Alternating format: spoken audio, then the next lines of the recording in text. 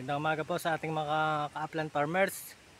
Ngayon po ay ituturo ko sa inyo kung paano po ang distansya ng pagtatanim ng pinya. Sa ngayon po ay nagpalinis po muna tayo sa ating pinyahan. So, tingnan po natin. Ito po. Ang tama pong distansya ay 1 metro po ang pagitan ng bawat pananim. Yun po ang ating dadaanan. At pagkatapos po, yan po, nakalinya po sila. Bali 1 metro po ang distansya sa bawat isa. Pero ito pong nasa gitna, bali po sila ay magkatabi. Para po makamenos tayo sa ating lugar. Sabihin, kung makipot lang po ang ating lugar, ganito po ang dapat natin gawin. 1 metro, pagkatapos po, yung dalawa po ay tiga 1.5 feet na magkalapit po siya. Tapos ito pong gitna, 1 metro, yun po ang dinadaanan ng tao para sa paglilinis. Ito po siya ngayon. Nakalinis na po tayo. Ayan po. Nung last time po, nagpalinis tayo kay ate. So ngayon po ay malinis na po siya. Yan po. Sa ngayon po ay next time po mag-aabono na tayo. Kasi po malapit na po ang tag-init. Ayan po, magaganda na po ang ating pinya. Lumalago na po siya dahil panay po ang ating ulan. Ayan. At sa wakas po ay wala na po yatang bagyo. Pero sa pinya po, hindi po siya ganong apektado kasi po mababa naman siya.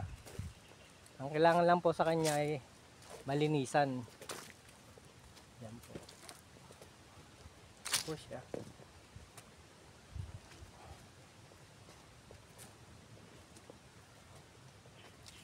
At yung kabila nga po, ayun po yung ating luyahan. Yun po last time na na-vlog ko. Yung ating luyahan ay maganda na rin. Sisimula na po siyang gumulang at magkaroon ng bulaklak.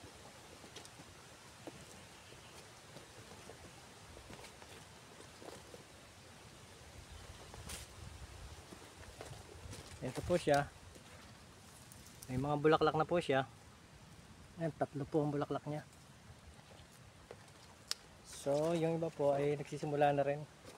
At gumugulang na po siya. Medyo may kadamuhan nga lang po ang ating luyahan, pero okay naman. Yan po. Ito naman po ang ating pinya. Ay maganda na. Lumalago na rin. Yan, maganda nga siya. Bali 600 piraso po to. Kaya siguro by next year pwede na po siyang pabungahin. Yan po, malinis na siya.